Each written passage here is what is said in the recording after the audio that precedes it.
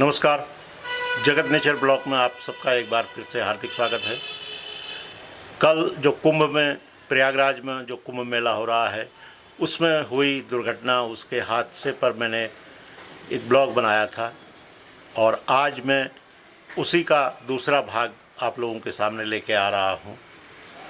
मैं पिथौरागढ़ में रहते हुए भी ये ब्लॉग इसलिए बना पा रहा हूँ कि मैं 1979 से जब मैं प्रयागराज या इलाहाबाद विश्वविद्यालय में पढ़ता था तब से माघ मेला और कुंभ से परिचित हूँ, बहुत करीब से देखा है। 31 माघ मेला और जो कुंभ का मेला है 30 वर्ष करीबन मैं वहाँ स्नान किया है मैंने, जिसको लोकल भाषा में नहान कहते हैं। और 3 कुंभों को मैंने बहुत करीब से देखा है। 2019 का अर्ध कुंभ भी मैंने वहाँ पर देखा है। पूरी व्यवस्था कैसे कैसे होती है, किस तरह से जिला प्रशासन और मेला प्रशासन वहाँ पर इंतज़ाम करते हैं। आइए, बहुत समय नहीं लेते हैं, मैं शुरू करता हूँ। सबसे पहले समझिए कि जो प्रयागराज है या तीर्थराज प्रयाग जिसको कहते हैं, वो कोई मंदिर नहीं है और कोई पहाड़ भी नहीं है। वो सिर्फ एक बालू का मैदान है जो गंगा जी हर साल नई परत बिछा करके जाती हैं, पुरानी परत को बहा ले जाती हैं और नई बालू की परत उस जगह पर होती है।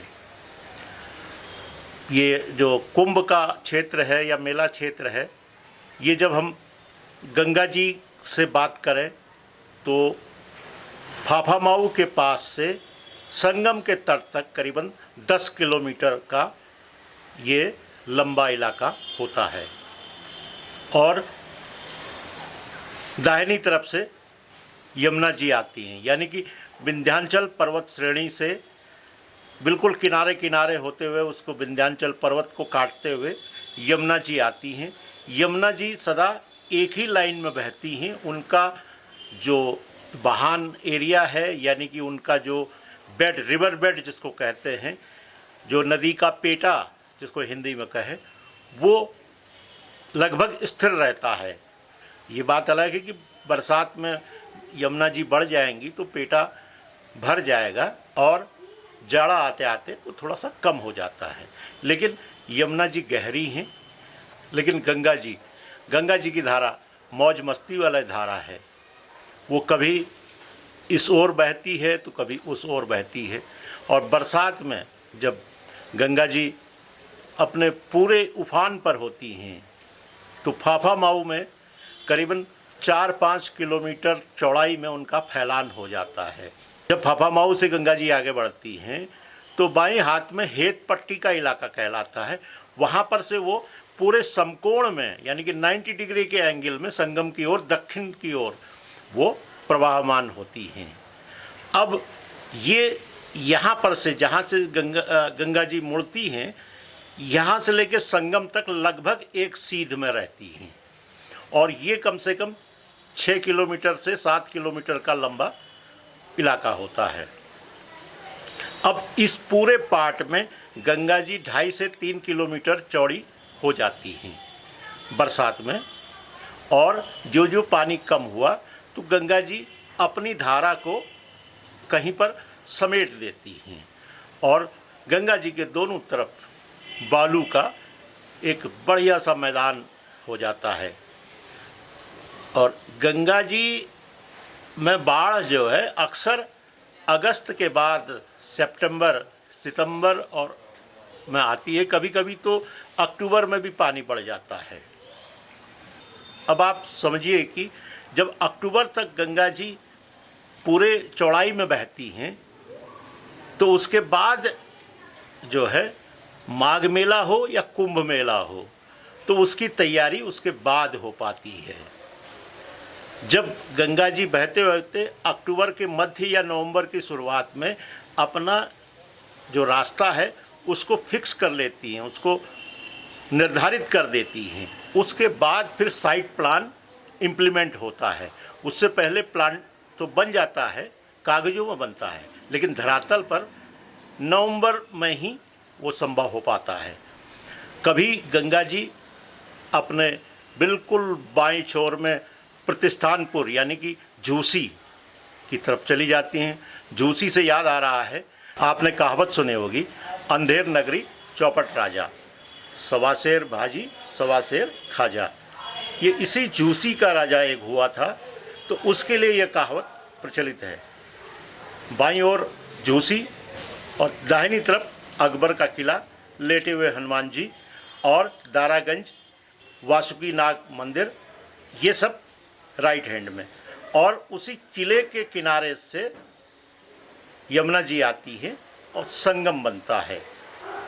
तो आप ये समझ लीजिए कि इस पूरे नक्शे को धरातल पर आने के लिए नवंबर तक इंतज़ार करना पड़ता है प्रशासन को। उसके बाद फिर वो जो सेक्टर में बांटना है और जो सड़कें बनानी हैं, जो सीवर लाइन बिछानी है, स्ट्रीट लाइट लगानी है, पानी का पेयजल सप्लाई के लिए नल बिछाने हैं, पाइप बिछाने हैं, ये सब काम नवंबर के बाद ही धरातल पर आ पाता है। और मेले का जो स्वरूप है उसके हिसाब से वो एरिया तय किया जाता है। इस बार गंगा जी फाफामाऊ से आगे चलने के बाद बिल्कुल जो मुख्य भूमि है तेलियरगंज के पास में, उससे सटते हुए आगे बढ़ती है और इधर नाग वासुकी मंदिर के पास से झूसी की तरफ क्रॉस कर जा रही है, यानी कि डायगोनल हो जा रही है, तिरछी हो जा रही है। और संगम जो है वो एक तरीके से झूसी के बिल्कुल किनारे में अरेल के सामने वहाँ जा कर के संगम हुआ है। अब आप देखिए कि मुख्य ज़मीन जो है, जहाँ पर आपने लेटे हुए हनुमान जी देखे होंगे, या दारागंज से नीचे को जो सड़क गई है जहाँ पक्का पुल है, शास्त्री ब्रिज जिसको कहते हैं, इसके पास यहाँ पर ज़मीन थोड़ा सकरी हो गई है और यहाँ से गंगा जी बाईं तरफ को मुड़ते हुए सीधे झूसी के किनारे पहुँची हैं। तो आप ये भी समझिए कि नक्शा बनाते समय इन सब चीज़ों का भी ध्यान रखना है कि कहाँ से स्नानार्थी आएंगे और उनके निकलने का मार्ग क्या होगा और कहाँ से उनको वापस उनके गंतव्य तक पहुँचाया जा सके। प्रयागराज शहर के जो बाहरी इलाके हैं, आउटस्कर्ट है, जैसे झूसी का हो गया, उधर नैनी हो गया, इधर बहादुरपुर सूबेदारगंज का इलाका हो गया, इधर फाफामाऊ की तरफ का इलाका हो गया और फूलपुर का इलाका हो गया, इनमें पार्किंग की व्यवस्था की जाती है। बड़े वाहन, बड़ी बसें यहीं रोकी जाती हैं। उसके बाद फिर शहर में आने के लिए सिटी बसों का इंतज़ाम होता है और अन्य वाहनों से आप शहर तक या मेला क्षेत्र तक पहुंच सकते हैं। अब आज की मैं जो खबर सुन रहा हूं कि दुर्घटना जो हुई है, इसमें अब वाहनों का वहां पूरे मेला क्षेत्र में, कुंभ क्षेत्र में वाहनों का प्रवेश वर्जित कर दिया गया है। अब भारत की व्यवस्था है, आप जानते हैं, वीआईपी लोग पास मांगने के लिए बहुत आ जाते हैं। मैं तो बहुत करीब से देखा हूँ, हर वर्ग के लोग वहाँ पर पास मांगने आते हैं। जो उनके नातेदार रिश्तेदार आते हैं उनको घुमाने के लिए भी, उनको संगम तक पहुँचाने के लिए भी पास का इस्तेमाल होता है। तो ये एक लोकल प्रशासन, मेला प्रशासन, उसके ऊपर ये भी दबाव होता है कि वो किसको जाने दे, किसको नहीं जाने दे। वो हाई कोर्ट वहाँ पर है, विश्वविद्यालय वहाँ पर है, अखबारों के दफ्तर हैं, पुलिस हेडक्वार्टर है, मेडिकल कॉलेज है और राजनीतिक रूप से प्रयागराज पहले से ही प्रखर रहा है, तो राजनीतिज्ञ हैं और पास में लखनऊ है। तो पास के लिए या वाहन पासों के लिए तो वहाँ मारामारी रहती है। तो मेला प्रशासन या कुंभ मेला जो अधिकारी हैं वो बहुत बच के पास जारी करते हैं। इसके बावजूद वो सैकड़ों की संख्या में हो जाते हैं और सबको वीआईपी ट्रीटमेंट की ज़रूरत होती है।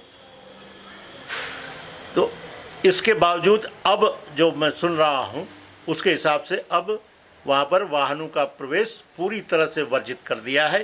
ये बहुत ज़रूरी है, पहले भी होना चाहिए था। मैंने 15 दिन पहले मीडिया में भी ये खबर सुनी थी कि बहुत पैदल चलना पड़ रहा है, प्रयागराज में संगम तक पहुँचने के लिए बहुत पैदल चलना पड़ रहा है। भाई मेरे, अगर आप पैदल नहीं चलोगे, वाहन के साथ संगम नोज तक जाओगे तो ऐसी ही दुर्घटना होंगी। तो पैदल चलाना भी पड़ता है। और अगर कोई ये सोचे कि मैं अपने बेडरूम से निकलूं और बाथरूम में जाके स्नान करूं और यही हाल संगम क्षेत्र का हो, तो ये संभव नहीं है। आप बेडरूम से निकल के अपने वॉशरूम में जाकर के नहीं नहा रहे हैं, संगम में जा रहे हैं, तीर्थराज में जा रहे हैं, जहाँ का पैदल भी चलना है चाहिए आपको, नंगे पाँव उस बालू में भी चलना चाहिए। आप नहाने के लिए घाट के किनारे पुआल बिछाई जाती है, वो गीली पुआल में बैठ करके भी आप आनंद लीजिए संगम का। तभी वो नदी है, प्रकृति है, अगर उसको देवता मानते हैं तो देवता है, तो सभी चीज़ का आनंद तभी मिलेगा। आपका शरीर तभी स्वच्छ हो पाएगा, तभी आपका मन साफ हो पाएगा। आइए अब बात करते हैं कि इस बार मेला क्षेत्र को कितने सेक्टर में बांटा गया, क्या किया गया। कुंभ मेला क्षेत्र को 25 सेक्टरों में बांटा गया है। हर सेक्टर में मेला जो प्राधिकरण है, मेला अधिकरण है, उसका कार्यालय होता है, जहाँ पर से आप तंबू ले सकते हैं, जहाँ से आपको आग जलाने के लिए लकड़ी भी मिलती है। यानी कि वो ऑफिस है जहाँ आप अपनी शिकायत कर सकते हैं। आप जिस तरह से नगर निगम में जाके पानी नहीं आया या बिजली नहीं आई, इस तरह की भी शिकायत वहाँ पर सुनी जाती हैं और दुरुस्त की जाती हैं। मैं समझता हूँ कि आज का वीडियो यहीं पर रोकना चाहिए। एक खाका आपने देख लिया और उसके बाद आगे मैं बताऊंगा कि क्या और व्यवस्था होती है। फिलहाल जो ताज़ा जानकारी है कल के भगदड़ की, उसकी न्यायिक जांच के आदेश दे दिए गए हैं।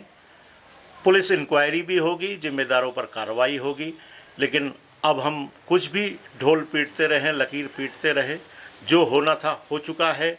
जिनको वहाँ अपनी जीवन लीला समाप्त करनी पड़ी, वो लोग जो है अब हम लोगों के बीच में नहीं हैं। उनके परिजनों को जो दुख पहुंचा है, उसके लिए उनके दुख में हम भी सहभागी हैं। लेकिन मैं एक बार फिर से कहूँगा कि संगम से ज़्यादा पुण्य संयम में मिलता है। अब इन्हीं शब्दों के साथ इस वीडियो को मैं वाइंड अप करना चाहता हूँ। अगर आपको ये वीडियो अच्छा लगा हो तो कृपया इसे लाइक करें, शेयर करें। जिन भी व्यूअर्स ने अब तक जगत नेचर ब्लॉग को सब्सक्राइब नहीं किया है, कृपया सब्सक्राइब कर लें। इन्हीं शब्दों के साथ फिर होगी मुलाकात। Bye bye.